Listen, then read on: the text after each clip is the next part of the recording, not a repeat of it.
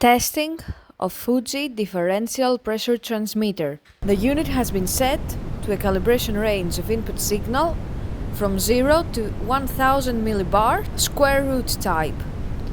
For testing, we add a 24-volt DC power supply, a multimeter in order to measure the milliamp output, and some pressurized air as input signal.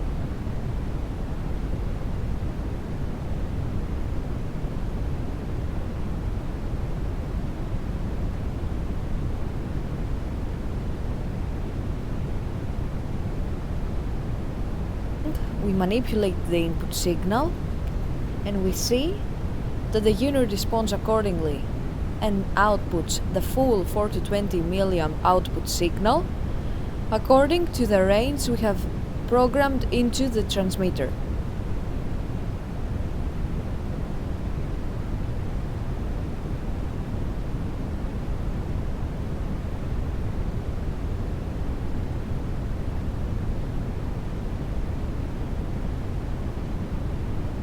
It is now clear that the differential pressure transmitter is working successfully and is ready to be delivered to the customer.